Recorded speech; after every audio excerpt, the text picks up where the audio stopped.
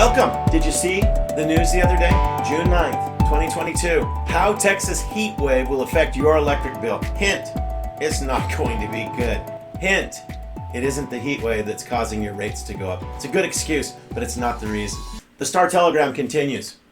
How much are energy rates increasing in Texas? Well, over the past year, they've increased 70%, from 10.6 cents to 18 cents per kilowatt hour. So I went and looked up mine just to see what it was. I got here last November, and I got a rate of 10.79 cents. Now, since I saw this article on the very day it came out, I thought, wow, okay, I got to call quick. So I called the company that gave me my contract. And when they gave that contract to me, they had told me that I could have a 1, a 2, or a 3-year contract. Now, I knew I would be getting solar very soon, and so I thought, well, I only need a 1-year contract. But I called them just to see what would happen. So I called and said, hey, I just had moved here. I didn't understand the whole system. Can I extend my contract from 1 year to 3 years? And the young gal's like, yeah, not a problem, sir. I was like, oh, good. I might be sneaking in under the wire, right? I said, well, how much is it going to cost me? She says, well, when your contract goes up, it's going to go to 19.19 cents. I went, oh, crap. So if you do the percentage change calculator there, from November of when I got here till June of 22, right now, my electricity has gone up by 78. Probably why they say when your contract ends here in Texas, you're going to find you are rudely awakened by how much it's costing you. They go on then to explain why the rates have gone up. They blame it on wholesale electric. They blame it on natural gas. They even blame it on the invasion of Ukraine.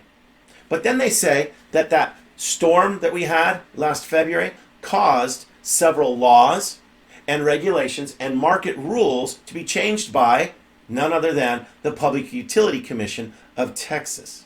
And they say that because of that, Texans will see increased charges. Let me ask you, of all those excuses up there, which one do you think is the most important? In my mind, it's changing the laws, regulations, and market rules. Why do I say that? Because I've been through this already. You see, what's just happened in 6 months is rates have gone up by 51%. I've never seen that. I've been following the cost of electricity now for about 7 years, and I've looked at it over the past 30 years, and it's never gone up by more than, say, 4 to 6% in any market I've ever been in. California, Arizona, Nevada, Utah, Maryland. None of the public utility commissions have ever been allowed, because they have to go before the Public Utility Commission. None of the electric companies have ever been able to go before the Public Utility Commission and justify more than a 4 to 6% increase. And it's gone up 51% now in just 6 months. And at the same time, look what's happened to our stock market. It's crashed by 18%. Now, I was talking to a guy earlier this year, and we were talking about solar, and he said, well, I've looked into it. I'm not interested because I don't get the same ROI from my money, return on investment from my money, as I do investing it in the stock market. See, I can put it in the stock market and get 12%, and that'll cover my costs of electricity. Well, it might if the cost of electricity stayed below 5 to 6% and he's earning 12. But look what happened. I mean, even if he does have that magical mutual fund that makes 12%, I haven't ever seen one, but let's say he found that magical mutual fund that's making 12%, even in this down market at 18. He just got wiped out by that 51%. What we're talking about today is how to lock in your rates for the next 25 years and never have to worry about what the stock market does or what the electric companies do with their prices. Okay? Here's what I want to show you though.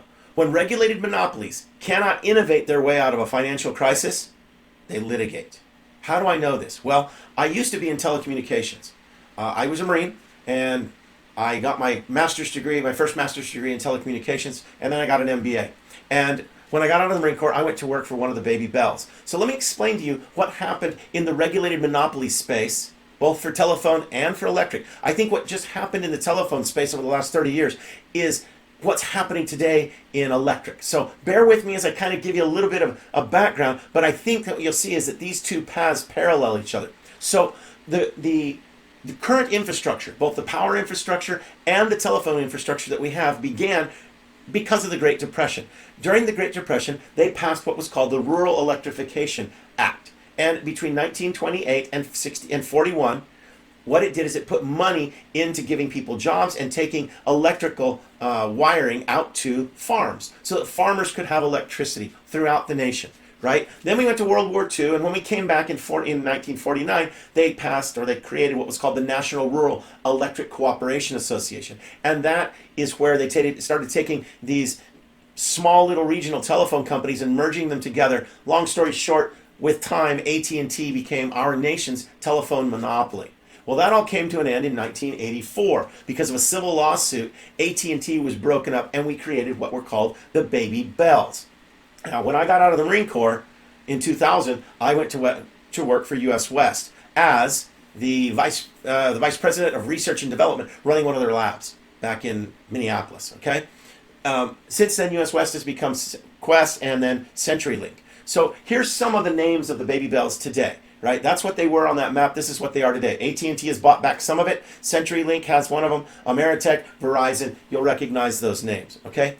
In 1994, I wrote my first master's degree thesis on the combination of voice, video, and data over an IP network. The folks on Camp Pendleton, where I was working as a Marine, had me help implement a voice, video, and data network across Camp Pendleton. And so that was one of the first large-scale voice, video, and data networks anywhere in the world that had ever been implemented.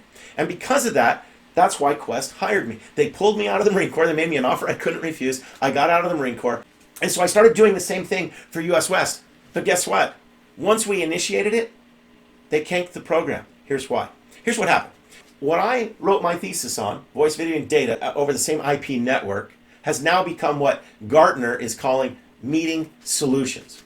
Zoom is now the colloquial. Thanks to COVID, we now call it Zooming, right? But who are the people that are leading this space? Well, you've got Microsoft, you've got Cisco, you've got Google, and then you've got BlueJean. Have you ever heard of BlueJean? Yeah, I hadn't either. Guess what? These are the companies that are leading the voice, video, and data over the same network world. Who isn't on that list, folks? This is important. None of those regional baby bells. AT&T isn't on the list. They could do it. Quest hired me to do this in the year 2000, 22 years ago. CenturyLink isn't on the list. Neither is Ameritech. Neither is Verizon. And you know why? Because they were worried about losing that. They were worried that if we allowed voice, video, and data to go over the internet lines that they were providing to people, that we would cannibalize POTS, plain old telephone service. Let me ask you, how many of you have a wired telephone in your kitchen that you still drag down the hall so you can have a private call? You don't. And why did this come to an end? Because they thought they could litigate their way into not innovating. And that's why they didn't innovate. That's why Zoom, Cisco, Microsoft, Google, BlueJean, none of these owned an infrastructure, a telephone infrastructure. None of them own the infrastructure today that provides voice, video, and data for Zoom and Cisco and Microsoft and Google and BlueJean. These other guys still own it, but they don't, and they're not the leaders in this space because they wouldn't innovate. They thought they could litigate their way to profits. So why was that? I scratched my head. They hired me to do this. Why on earth wouldn't they implement what we did in my department? It's simple. The baby bells had millions of dollars invested in old infrastructure. Like I said, all of this stuff happened post-Depression. A lot of the infrastructure in our country is still infrastructure that was created. Power plants that were created after the Great Depression with those monies. I mean, some of these things are almost 100 years old. They're antiquated, but they won't let go of these assets, right? So here's how it worked. In telephone, we had what's called the Class 5 switch. And that's what gives you dial tone. When I was in the Marine Corps, I went over to Okinawa in 1990. And if I wanted to make a phone call from Okinawa, which is an island south of mainland Japan, if I wanted to make a phone call from Okinawa up to mainland Japan, guess where I got my dial tone? All the way back in Cincinnati, Ohio, where they had the Class 5 switch, and then it would go back to Japan. Isn't that crazy? That's what centralized models do. They've got a hub and spoke. The hub was the Class 5 switch, and then the spokes were everybody's phones out there through that physical infrastructure. And so they had their Class 5 switches, they had their physical distribution network, which is all those telephone lines you see running around, and then it brought us the telephone, right? And what killed it? They couldn't imagine a world without copper wires. And so our cell phones destroyed that. In other words, a decentralized phone. I can take this anywhere I want these days and use it. That's what killed it. There was nothing they could do. All the litigation in the world only stopped them mentally from innovating. The same is happening in the electric world today. Let's look at it. Again, it's the same kind of concept. We had a centralized power system put in after the Great Depression.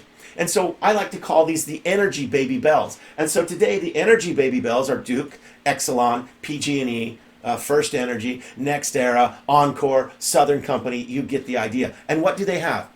They have a centralized production center, which is like the telephone, right? The class 5 switch. They've got this old antiquated building that is creating their electricity, whether that be coal, natural gas is going to be newer, nuclear is going to be newer, but you get the idea. There's some old power plants out there, and they don't want to let go of them because they represent a fixed asset that they don't want to take off their books. And then they own the physical distribution network throughout the nation. This is how the electricity gets to us. So it's created in one place, and then it's sent over a physical distribution network. And that network is old and antiquated. We saw that here in Texas when everything broke down last February, or a year ago February. Right? It's no joke. That infrastructure is old. All right? And then it gets out to our meter in our house, and we have this disc that rolls in one direction, consumption. But you see, what they've come up with now with solar is a bidirectional. Goes both ways. It's called net metering. We'll get to that. But the centralized hub and spoke model of producing power at a central plant, sending out over a spoke of distribution networks out to our homes, that power distribution model is dying.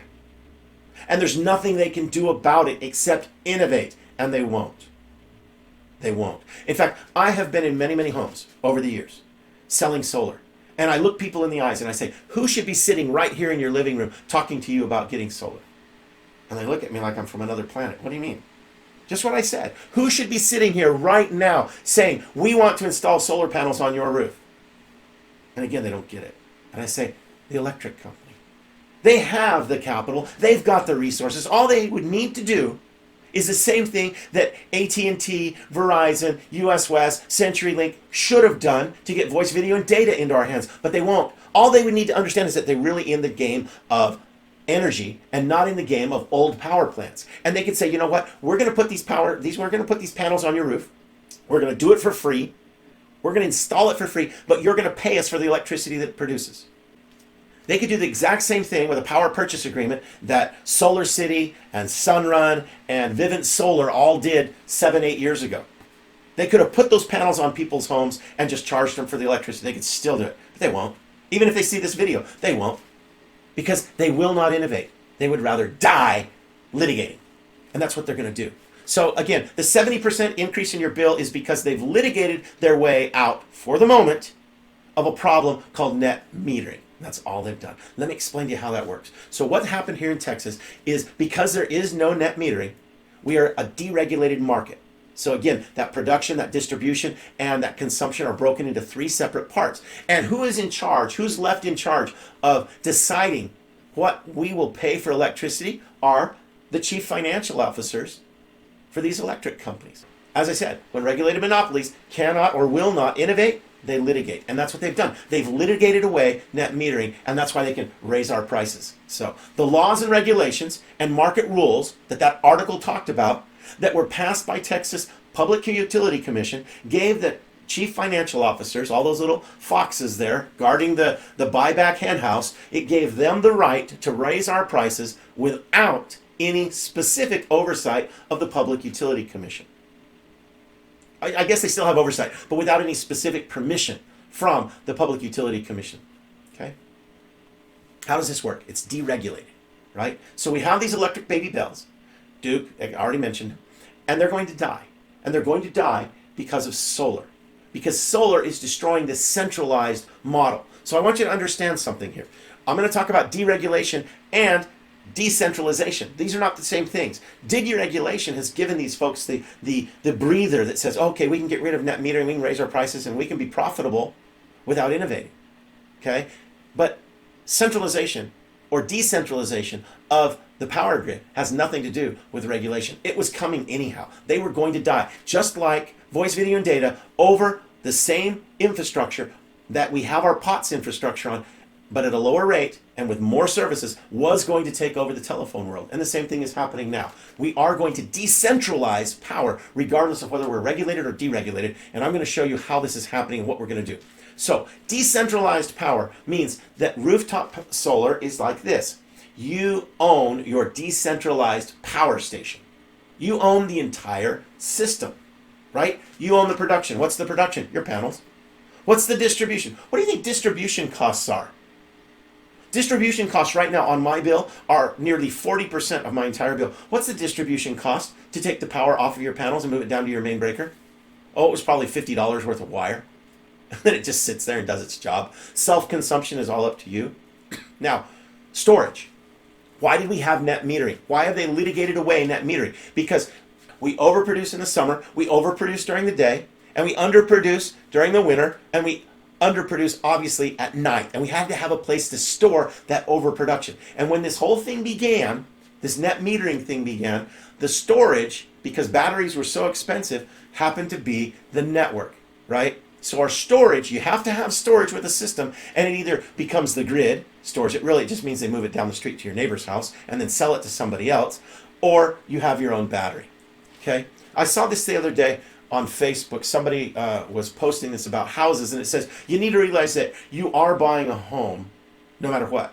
You just need to decide if you're buying it for yourself or whether you're buying it for your landlord. The same holds true for power. And so when I saw that, I thought, that's perfect. We need to realize that we are buying a power plant no matter what. You're either buying an old antiquated one or you're buying a new one, right? You just need to decide whether you're buying one for yourself or whether you're buying one for the power company. Oh, and by the way, if you got a battery, when their power grid goes down again, you'll still have power between 17 and whatever. So back to what I had said I would show you how to do earlier, how to figure out your total. I told you that my total rate right now is 10.79 kilowatts. I'm sorry, 10.79 cents per kilowatt hour. Okay, here's how you do that. You take the total amount of your bill and the total amount of kilowatt hours you consume in a month. So what you get here is $203.82 divided by 1,888 kilowatt hours, and that comes to the 10.79. The most important part that was on the front of my bill was this part at the bottom here that says the estimated contract end date is November 15th, 2022. So I've got until November to figure this out, right? And I already told you what happened when I called them and said, hey, are you guys going to be able to give me that, extend that to 3 years and keep it at 10.79? And they said, no, they're going to take it to 19. So let me ask you, when your contract ends, right, do you have a guarantee that they're not going to raise your rate? Because you can call them right now and I can guarantee you what it's going to say. They can tell you the same thing they told me. So let's look at gas prices. We've all seen what's happened with in the gas tanks lately, right? Since it's not in cents, it's in dollars, we freak out a little bit more, right? But just a couple months ago, gasoline was at what, $2.75, and then it jumped to $3.47, and then it jumped to $3.75, $4.87, $6.95, $7.25, right? It's been going crazy. Americans are just irate with what's going on with this, right? So let me ask you, if you could lock in last year's gas prices for 25 years, would you have done it? If it didn't cost you anything, all you had to do was sign a contract? Let me ask you another question. Does your car know the difference between gasoline that you purchased at $2.75 and gasoline that you purchased at $7.25? Solar is coming. And it's going to destroy the centralized model, as I said. So let me ask you a question. Do your appliances know the difference between coal power that costs 17 cents right now and sun power that costs 11 or 12? No. Do your appliances know the difference between coal power that costs you 19 cents and sun power that costs 11? How about 23 cents versus 11 or 33 cents?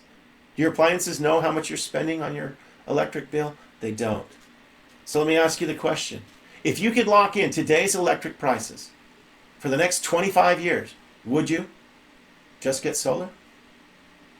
It's worth thinking about, folks, because that's really what we're doing. We're locking in our price for the next 25 years. And as I've just shown you, it's cheaper than what they're currently charging you. I look forward to chatting with you. That's my cell. That's my email. Get a hold of me. I'll get you a quote. Send me over a copy of your electric bill. I'll get you a free quote.